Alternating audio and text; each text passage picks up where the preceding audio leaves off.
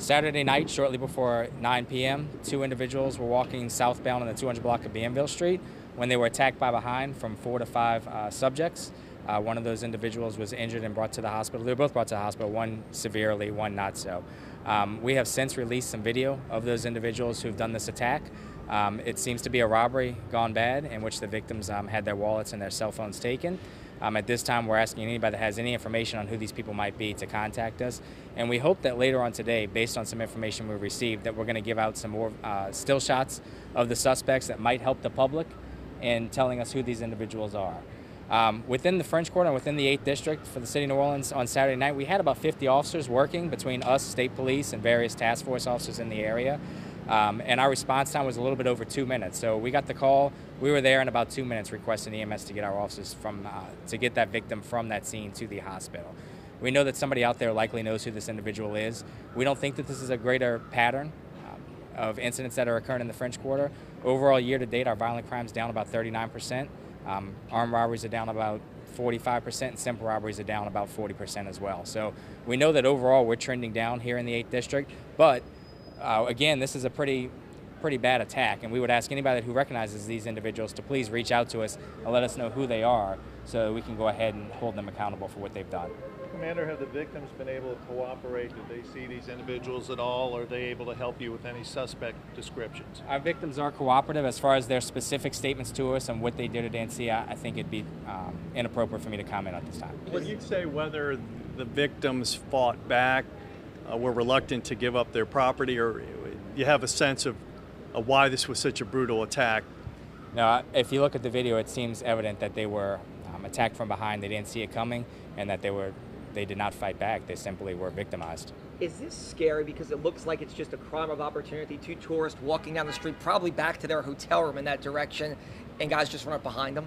Obviously, we're concerned about this, the level of violence, the injuries that the victims received, and just the fact that they were victimized walking through our city. So yes, absolutely. So what we know is that they were walking back to their hotel. This is not something that has happened in a long time in this area.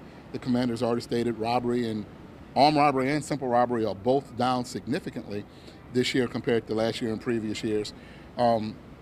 These people committed this crime out of the eyes of the police. Nearly 50 police officers working in this area that night, but they did not commit this crime out of the eyes of the community. It was caught on camera. There are multiple cameras that caught this incident, and we're going to be releasing still photos, and we're still searching for more video.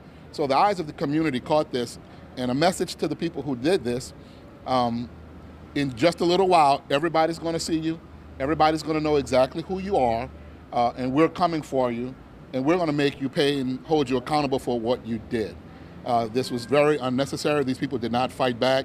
The commander and I went to visit them at the hospital immediately that night, spent some time with both of them. So we were able to get some good information from one of the victims, but certainly we're working really hard. Detectives are working round the clock to solve this, and we're putting a lot of resources on it. There's still more video we're collecting, and we're going to be releasing still photos. And it should be said that some of the photos and some of the video we obtained from Project NOLA, and so it's pretty good, and we're going to be releasing more to you. The bigger point is, anybody who has any information about what this is, who these people are, why they did this, where they are, please call Crime Stoppers immediately. You can do it anonymously, or you can call us at the 8th District. We're ready to receive that information, and as I've said so many times, it is when we work together as one, the community and the police department are one, that we have success.